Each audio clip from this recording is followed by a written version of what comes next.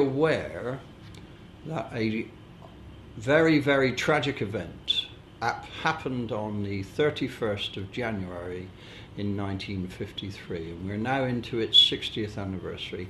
And here we have a guest today, a gentleman called Ian Healy, OBE. MBE and Bar, who probably has done more than anybody to keep and pay proper respect to the 41 people whose lives were lost in that tragic event. I believe it was he who brought pressure to bear to ensure that we actually had a plaque, saying what had happened, and probably more importantly at our memorial that's on Langer Road, to identify the 41 folk who lost their lives. So, Ian, good morning. Welcome to Gainsborough Studio. Good morning, Mike. How are you doing? Very well, thank you. Now, I hear you're out here now for the 60th anniversary.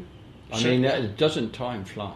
I mean, it seems but a minute when the first one was dedicated all the way back 10 years ago. It was. It was funny how it came about. The council decided that they were going to put a memorial up to the 41 people that lost their lives in 53. Right.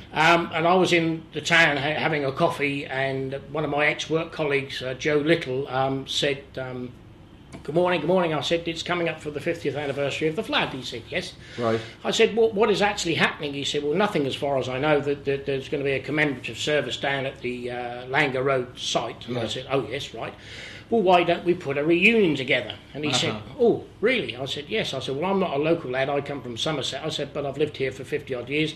Let's do something about it. So over a cup of coffee, we discussed that we thought there should be something like a reunion, because people had not met each other in the 50 years since the anniversary. Right. He said, well, what influence can you put? I said, well, I'm working part-time for the BBC in the Suffolk Action Desk. I made a couple of phone calls, spoke to the press. He said, well, I will speak to a colleague, which was Derek Swan, and a lady called Gwen Howell, who has subsequently died. And within 2 days, they'd got 300 people rapping on their door, ringing the phone, saying, yes, a good idea, let's do something about it. So we organised an event at the Marlborough Hotel, where there was a buffet, and I think we charged the participants £7. Right. Now, that's what happened 10 years ago. Yep. Can we go back? And this is flinging your mind back a bit further. What we really need to do, I think, is to go before the 53. Yeah. I understand that in 1937 or thereabouts, when Felixstowe had its own borough and it had its own surveyor, the surveyor put in a very critical report of what the river defences were protecting the town. Obviously, we had World War II. Sure. Very little happened. And I understand there was a further report later, because I believe we had a flood in 1947. Something like that, And what do you know about that? Well, I know there was a subsequent flood of some description, but I think a lot of people's myths has always been that it would never ever come from the river, but they thought it would come from the sea. Right. Well, what I understood was that the 47 flood significantly flooded Felixstowe Ferry. Yes, it did. So it must have been a conjunction of the river and there. And I'm not sure, I don't think there was any life loss, but there was, people had to get up to the Coast Guard's houses, etc., to get out of the ferry. So I think this contributed to where the resource that may have been available in 53 initially went. Because, as you said, nobody ever thought the inundation could come from the back rather than a bit like Singapore. Absolutely. You know, when the Japanese came out the back and they were expecting. I also think that and we should always be expected for the unexpected. Nowadays, we still get subsequent. If it's a high tide and the wind's in the right direction, the Deben floods into the actual ferry complex itself. And in recent years, you've been told that the ferry is shut off because the river and the tide has come in and they're floating around in boats. Right. And I think the significant thing is that it's in hindsight, we always say it will never happen to us. Oh, it does. And I think it happened down at the ferry about half an hour before it actually happened down the bottom end of Felixstowe. Yeah. But as you know yourself, communications today, we've got mobile phones, we've got everything else. There was nothing then. There was nothing in them days, and in them days you would run 100, 200 yards to a phone. Yeah. I think there was warnings sent out on the night that there could be subsequent trouble, but people said, well, when it happens, we'll deal with it, like they do sometimes today. Yeah. But I think when it actually happened, and I think the significant thing is we've got to remember that the people of Felixstowe in general never knew anything at all about the flood at Felixstowe until the Sunday morning when the Vicar of St John's announced that there'd been loss of life in Felixstowe. Yes. That the Felixstowe, top end of Felixstowe, never knew anything at all about the flood itself. No. There's a gentleman called Ray Versey who subsequently worked for Cavalier Caravans, and also the doc was applied to be a special constable, and he was told that there wasn't any vacancies in those days, but within 2 days of the actual flood, he was sworn in with 3 other people to be special constables. Oh, I bet they were. Because they were short. That's called horse and bolting. Well, exactly, but I think in this modern day and age, it could happen again. Right, I think we need to be aware that our viewer may be young, has no idea of how this sort of combination of weather conditions, wind conditions, high tides, etc., created a surge down the southern North Sea. Well, I think it started off in the Atlantic, and subsequently there was a ship lost, I think, in the Irish Sea, and it came up around the steamer. The steamer came up around the top of Scotland, down the North Sea, which is a narrowing, which narrows down. So therefore, the surge rose higher and higher. As you know, the North Sea funnels into the English Channel. Absolutely. So it's a tremendous amount of water. High winds and subsequently high tides, and it kept the river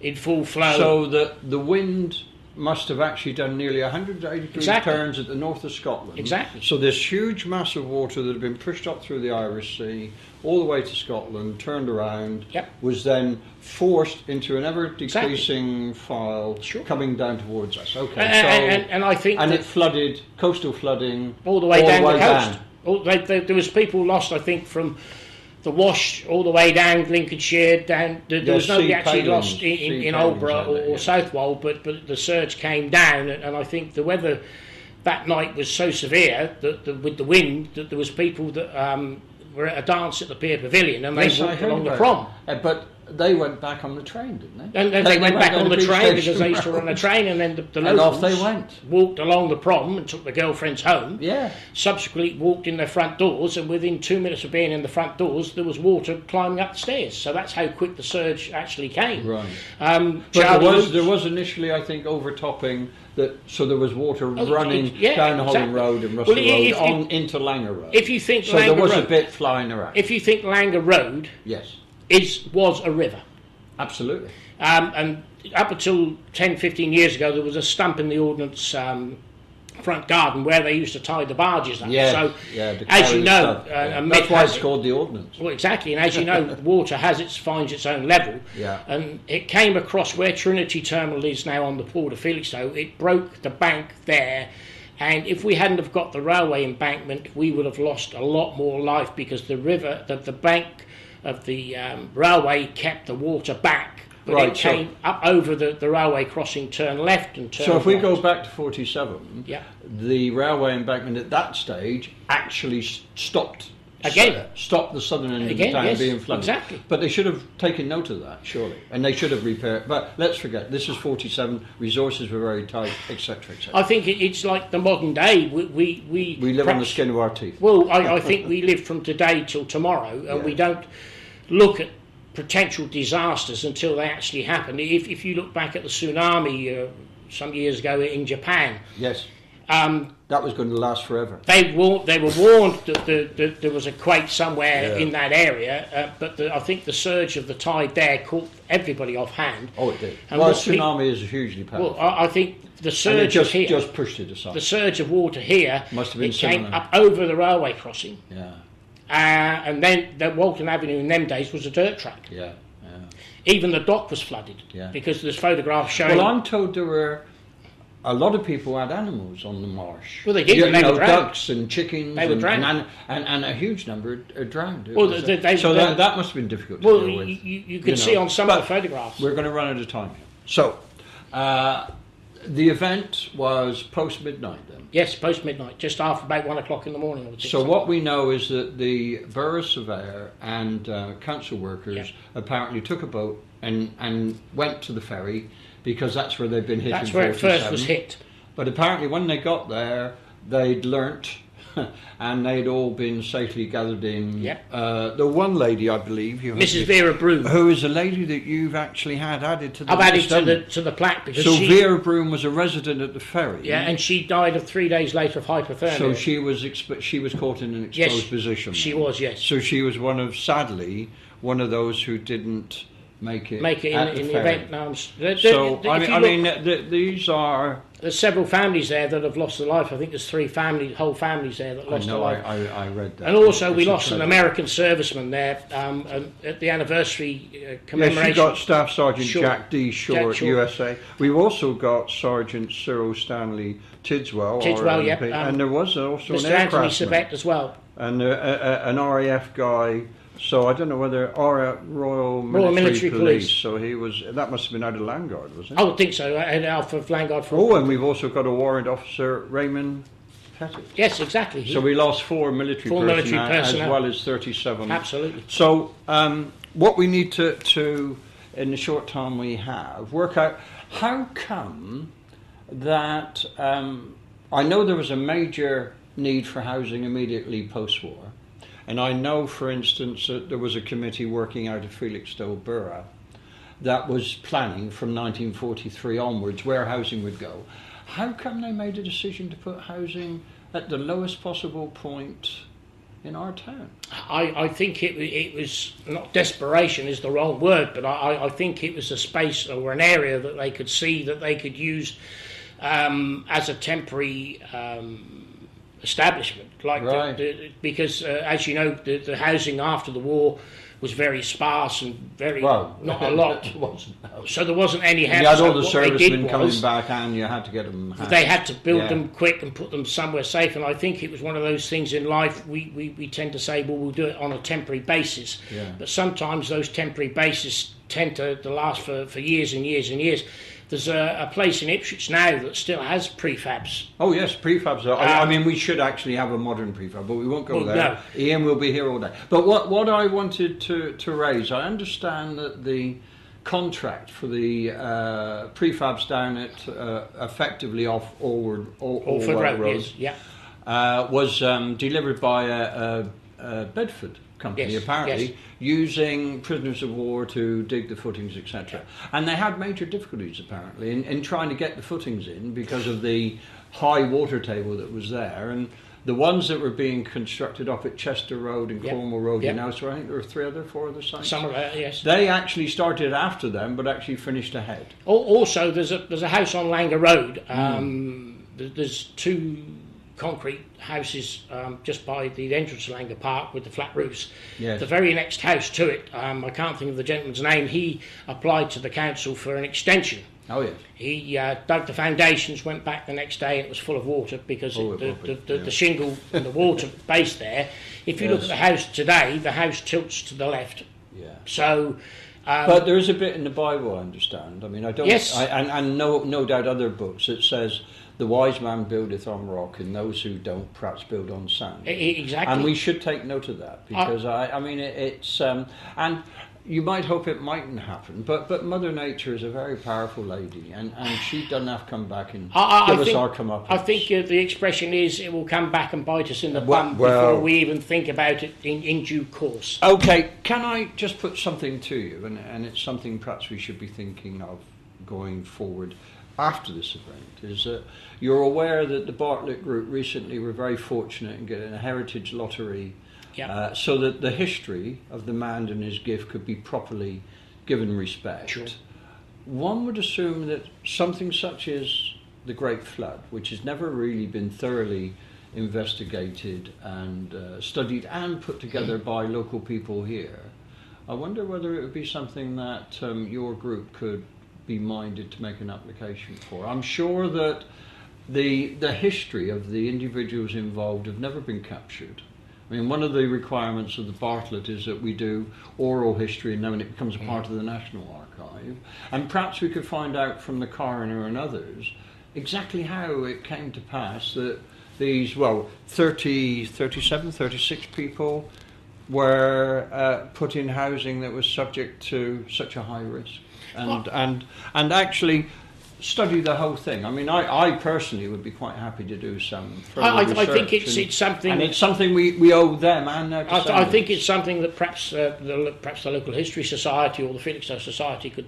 I think it's something. Yeah. I'm an individual with another guy called Brian Hall. We actually maintain the Flood Memorial, which I think it's something that. We had the dedication of the plaque, and it's something that I will never ever forget, and the people that were there on the night will never ever forget. Mm-hmm. As soon as Canon Lowe lit the candle in the building where we were dedicating the plaque, it was just like you were in a refrigerator, minus 40 degrees. Yes. Actually, it did that on the night of the service. And Canon Lowe said to me, I've never ever experienced this in my life before, and I don't want to again. And I said, can you explain it? No. And he said, I think the ghosts are here, but tonight we have laid them to rest because they have been recognised. And several people that have subsequently died that were survivors have said, you've given us something that we never ever thought we would see, and that's recognition for our relatives and grandchildren and great-grandchildren. They've been recognised as people that did exist, and they weren't just a myth. I mean, what I find hard to understand is who does it fall upon to pay due respect? It strikes me it should be a corporate responsibility, but it obviously isn't. I mean, somebody must have erected Nelson's column, etc., and whether it's only public subscription that does this, I don't know. Because we've got the freedom of whatever, haven't we? Which is another tragedy, and we lost lives. We lost 30 years ago. We lost the Townsend Torres and the European Gateway. Yeah. They're now looking into, can we put a memorial up to those people. I think what it is in the modern age, life is far too quick, and we tend to forget. Oh yes, we do. Yesterday was yesterday, today is today, tomorrow is another day. But I think that sooner or later, it's like the war dead. The younger generation of the 5, 6 and 7 know about the war, but they don't know the complications of the war. No. They're remembered on epitaphs and what have you throughout the country, throughout the world.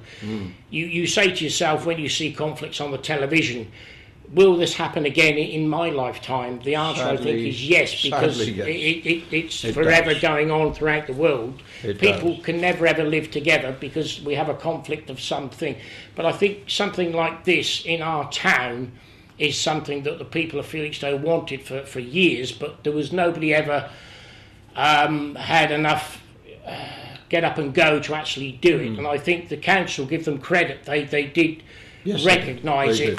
But the main thing for me, I fought for nearly 3 years to get the name plaque down there, because the council said they put a memorial and they thought it was sufficient. No, it wasn't. I said, I don't think it's sufficient. It's like having a gravestone with no names on it. Absolutely. Yourself seconded the motion, and the lady mayor at the time, Mrs. Rodwell, she said that yes, we think we ought to do it. We had a reunion.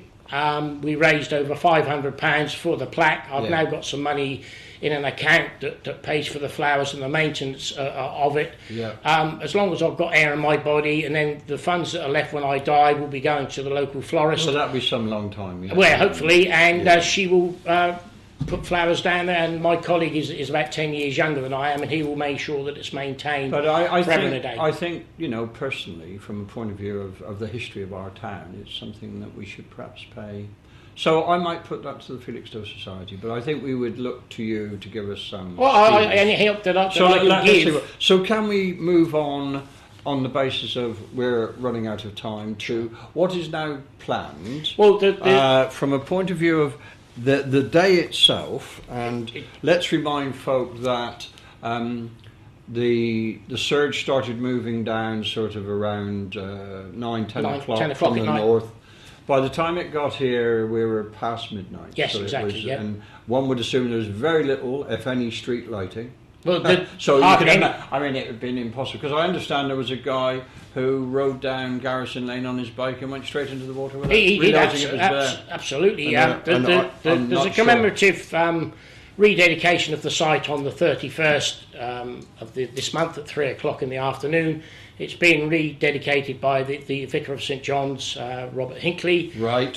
With the Mayor and Deputy Mayoress will be there with several other dignitaries from the town. The people of Felixstowe are very welcome to attend. Right.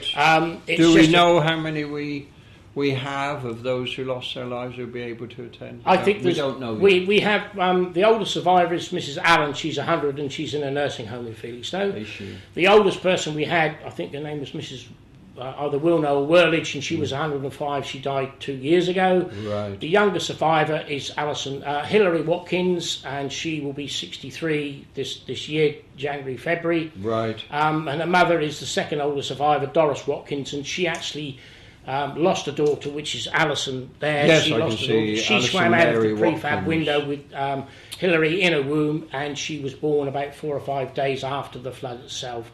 I think since the last anniversary, we've lost about 25 ex-residents. I think there's 10 actual residents that were actual adult survivors, and the rest of them are their children, which are in the 60s and 70s now.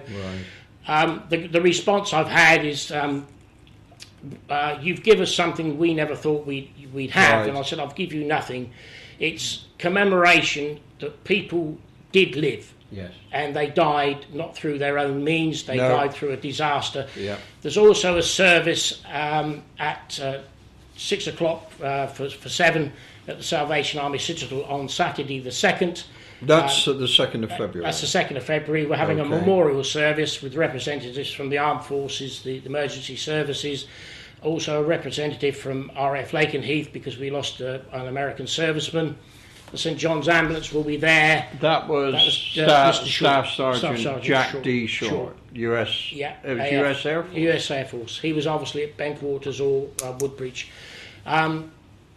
Tickets are available from the Salvation Army Citadel. People to be there for the Citadel opens at 6 o'clock. So it's sort of by ticket, is it? It's by allocation of tickets. Yeah, right. So it's the last time that we will do this, because most of the survivors that were survivors will be deteriorating over the course of time, and I felt that the 60th anniversary couldn't go by. I tell you what's amazed me, and it happens sort of certainly with the Iraq-Afghanistan conflict.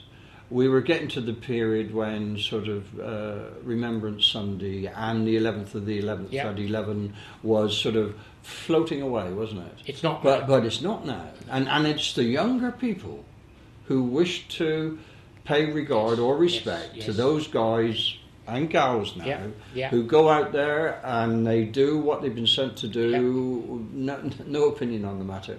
Whether they support it or not, that's a part of being a part of it. I do wonder whether things such as this, it was traumatic. Absolutely. Well, I've met several people that Doris Watkins, for one, I worked with her for 3 years. Yeah. I never knew she lost a child in the flood. She never ever spoke about it. No, they tend not to. And for me, the younger generation are now being educated on things that are in the past rather than the future. Right. As you said, the Afghan conflict now, it's our younger people are more educated now than I think I was at their age. Yes. And tend to forget different things, but sooner or later something throws it up at you, and we say we mustn't let it ever forget. Whether it's a well, we flood, should learn from it. Well, we I not? think we do. Not that we do, but we should. We should. I think it's one of those things in life where we never ever forget, because those people were people, and without those people, we wouldn't have a life we've got today. Well, no. But what I was going to say is, this morning I rushed down to the memorial. Sure. I've just taken a very inadequate video. And some stills, and we hope to edit that onto this piece that'll go onto the website. Please feel free to come down on the 31st and also. Well, we will. I think that's in the diary in double flashes, that it's something that we must, and we would obviously love to meet with the survivors. Well, I can. But I really ask you to discuss with that group and their dependents. Sure. Should we make an application to the Heritage Lottery Fund? Sure. Because, as you point out, all of these things do cost money. They take time. A lot of people have already done a lot of the work. It's really putting it all together. I think it's something I know that BBC Television have done it, etc. Sure. But that we need to get it sort of Felixstowe Peninsula specific. I think it's something that the Felixstowe Society or Felixstowe History Society could look at. They've got more people in there that got a bit more expertise than I have. But I think it's something that we can't let go. We may find the people who do the Bartlett may find it something that they might like to move. I think it's something that we can't let go. It's part of our town's history. It is. And we cannot let it go. And what it does do, it shows that bad planning decisions can have quite awful, terrible consequences. I think its history will repeat itself, perhaps not in my lifetime, but it will repeat itself, because as it says, it will come round and bite you in the backside again, because you become complacent. Well, you may be aware that Colonel Tonlin built some show houses at Manor Terrace on the basis of developing it, but there were some big storms, I believe, in 1860. Absolutely. And another set in 1890. Yes. So the local people said, perhaps that's not the place to go. We'll follow Cobbold and Tollemache, and we'll live up on the hill rather than... And we don't learn. But we're coming to the end of our time. Yeah. Thank you very much for being with us. Thank you, Ian. Thank you very much, Mark, for inviting me. But what we do need to do, I think, is put together a specific show at some stage. Absolutely. And we'll gather the documentation. Yeah. And the viewer, if interested, can see get in contact. But then it will be there. Please help us. So, if you can, turn out on 3 p.m. on the 31st of January. Langer Road School, probably, if the numbers are as perhaps they should be, then you'll probably be in the Langer Road playground, which is adjacent to where the memorial is. And let's pay due respects and regards to the 41 people who, through no fault of their own, were caught up in this tragedy. Thank you very much. Thank you.